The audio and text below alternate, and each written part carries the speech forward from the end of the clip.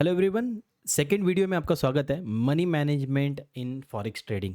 आप गोल्ड में ट्रेड करो, आप करेंसीज में ट्रेड करो, लेकिन आपका अगर मनी मैनेजमेंट पुअर होगा, आपको जो प्रॉफिटेबल होने के लिए 2 से 3 साल लगेंगे, यहाँ पे समझ लो कि वो 5 6 साल भी हो सकता है। तो मनी मैनेजमेंट को अवॉइड बिल्कुल मत करना। देखो, लोग टेक्निकल पे सीखने पे फोकस करते हैं। मैं बोलता हूँ फॉरेक्स ट्रेडिंग या कोई भी ट्रेडिंग मतलब सिर्फ मनी मैनेजमेंट। दूसरा है डिसिप्लिन और तीसरा है आपकी ट्रेडिंग साइकोलॉजी। ये चीज़ों को अगर आप मास्टर कर गए तो समझ लेना आप प्रॉफिटेबल बन गए। टेक्निकल वर्क करता है, टेक्निकल के बिना तो आप कुछ नहीं कर सकते मार्केट में, लेकिन आपका मनी मैनेजमेंट, साइकोलॉजी, डिसिप्लिन ये टॉप लेवल पे होने चाहिए। तो उसका एक पार्ट है, आज मनी मैनेजमेंट पे काम करेंगे। मनी मैनेजमेंट होता क्या है? सबसे पहले आपको एक चीज़ समझनी पड़ेगी। फॉर एग्जांपल, आपका जो कैपिटल है वो है $1000 का।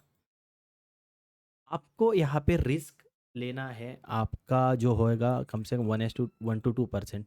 अब 1 to 2% मतलब क्या है कि $10 से $20 बस।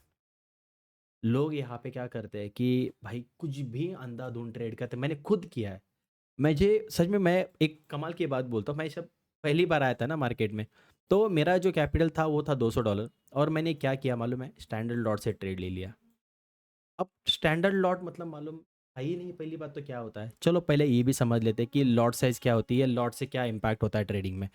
तो अगर आप 0.01 से ट्रेड करते हो तो आपका यहाँ पे 10 पिप्स के मोमेंट पे होता है प्रॉफिट $1 का। अब ये 10 पिप क्या होता है, चलो गोल्ड का समझ लेते हैं पहले। देखो, ये चीज़ें धीरे धीरे आगे जाएंगे और चीज़ों को समझेंगे। अगर गोल्ड $3000 चल रहा है और 3000 से 3001 हो गया, तो हो गया 10 पिप्स।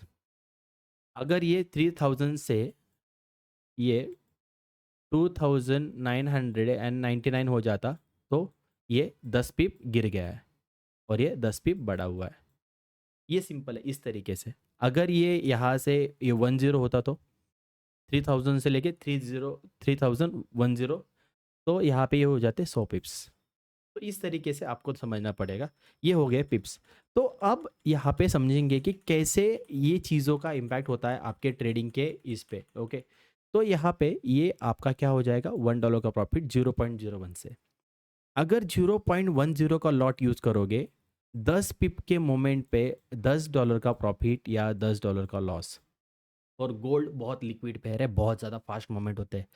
वन स्टैंडर्ड लॉट मतलब 10 पिप पे यहाँ पे $100 का प्रॉफिट या $100 का लॉस। और कमाल की बात बताऊँ, मैं उस ट्रेड में मुझे प्रॉफिट चल रहा था कम से कम 150 $200। भाई उस टाइम पे कुछ पता ही नहीं था, इमोशन ही कंट्रोल नहीं हुई, ग्रिड आ गई, वो प्रॉफिट बुक नहीं किया, मार्केट नीचे आ गया, अकाउंट ज़ीरो। और ये एक बार नहीं हुआ है, ऐसे बहुत बार हुआ है। देखो, लॉसेस बहुत बार हुए हैं। मैं देखो, कोई आपको बताया ना बताया, मैं आपको क्लियरली बोल रहा हूँ। मेरे जो सबसे बड़ी जो प्रॉफिटेबल बनने में सबसे बड़ा हिंड्रेंस था वो था मनी मैनेजमेंट। बहुत टाइम लगा है मुझे उसको सीखने के लिए। आपको ये चीज़ ध्यान में रखनी पड़ेगी कि आपको लॉट साइज आपके अकाउंट के हिसाब से सिलेक्ट करनी पड़ेगी। तो आपका फॉर एग्जांपल अकाउंट है $1000 का। आपको यहाँ पे मैक्स लॉस रखना है 1% या 2%। तो 1% हो जाएगा आपका $10 का और 2% होगा आपका $20 का।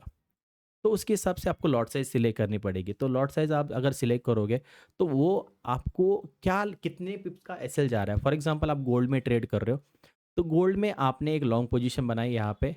तो लॉन्ग पोजीशन बनाते समय आपने देखा कि यहाँ पे एक 50 पिप्स का एसएल जा रहा है मेरा, और मैं यहाँ से टारगेट करूँगा 1:2 मतलब $10 का प्रॉफिट। यहाँ पे मेरा लॉट साइज़ क्या रहेगा? देखो, इस आपको ये पहले सोचना पड़ेगा ट्रेड लेने से पहले। अगर मैं यहाँ पे जो है मेरा यहाँ तक जाने तक मेरा अगर $20 का प्रॉफिट हो सकता है, तो मेरा $10 का लॉस भी होगा। ये मुझे सोचना पड़ेगा। तो उस हिसाब से मुझे क्या करना पड़ेगा, एक अपनी लॉट साइज़ सिलेक्ट करनी पड़ेगी। तो लॉट साइज़ यहाँ पे मुझे रखनी पड़ेगी। अगर मेरा 50 पिप्स का एसएल है और मैं यहाँ पे $10 अगर मेरा लॉस है, तो मुझे लॉट साइज़ सिलेक्ट करनी पड़ेगी 0.02, उससे ज़्यादा नहीं। तब जाके मेरा लॉस होगा तो $10 का लॉस होगा, और 1:2 जाएगा तो मेरा $20 का प्रॉफिट होगा। ये होता है कैलकुलेशन मनी मैनेजमेंट का। अब यहाँ पे आपने ये समझ लिया, और देखो ये कितना सिंपल है, आपको इस तरीके से बोलता हूँ। ये चीज़ें बहुत सिंपल है, लेकिन लोग नहीं समझ पाते और काफ़ी लॉसेस करते हैं।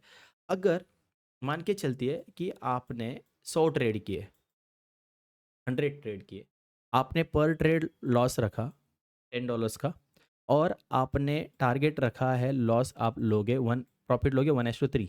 तो आपने क्या सोचा है कि आप हमेशा जो भी ट्रेड लोगे उसमें $10 का एक लॉस लोगे, और एक आप टारगेट लोगे $30 का। देखो कितना चीज़ें होती है, अगर आप तुक्के भी मारोगे ना तो भी प्रॉफिटेबल रहोगे। कैसे? मान के चलते हैं कि आपने 100 ट्रेड में से 70 ट्रेड्स लॉस कर दिए। मैं बहुत डीप में बोल रहा हूँ, देखो ध्यान में रखना कि आपने 700 में से 70 लॉसेस किए, मतलब आपने इंटू 10, मतलब आपका लॉस हो गया $7,700 का। देखो रिस्क टू रिवॉर्ड बहुत इंपॉर्टेंट है मार्केट में, बहुत ज़्यादा। मनी मैनेजमेंट मतलब है रिस्क टू रिवॉर्ड। आपने जो 30 ट्रेड ही विन किए हैं ना, बस 30 ट्रेड, उसको अगर आप विन करते हो, आप उसको बस एक 30 ट्रेड जो आपने विन किए हैं उसमें अगर आप लोगे $30 का प्रॉफिट, तो यहाँ पे आपका होता है प्रॉफिट $900 का। अब देखो आप यहाँ पे बस मैंने बोला आप 10 में से सिर्फ 7 जीत रहे हो, 3 लूज कर रहे हो, मतलब 3 विन कर रहे हो, 7 लूज कर रहे हो, तो भी आप प्रॉफिटेबल रहोगे मार्केट में।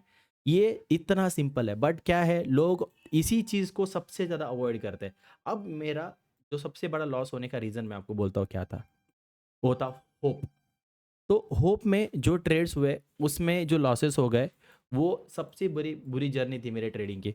तो यहाँ पे एक चीज़ क्या होती है कि आपको लॉस को कट करना पड़ेगा। फॉर एग्जांपल आपने यहाँ पे कोई ट्रेड देख के ट्रेड किया होता, तो उस ट्रेड में आप यहाँ पे क्या करते हो कि मार्केट यहाँ से ऊपर ही जाना चाहिए, ये आपका अजम्पशन होता है।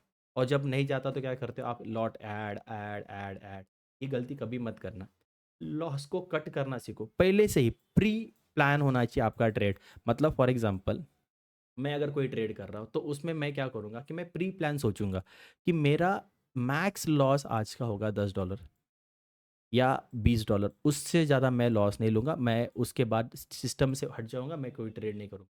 तो ये होता है मनी मैनेजमेंट। अगर मनी मैनेजमेंट के साथ ट्रेड करोगे तो ही आप मार्केट में लॉन्ग टर्म सर्वाइव कर पाओगे। और सर्वाइव करने के लिए सबसे इम्पोर्टेंट है मनी मैनेजमेंट। आपको यहाँ पे प्रोसेस पे फोकस करना है। अगर आप बिगिनर हो तो यहाँ पे सबसे इम्पोर्टेंट है प्रोसेस।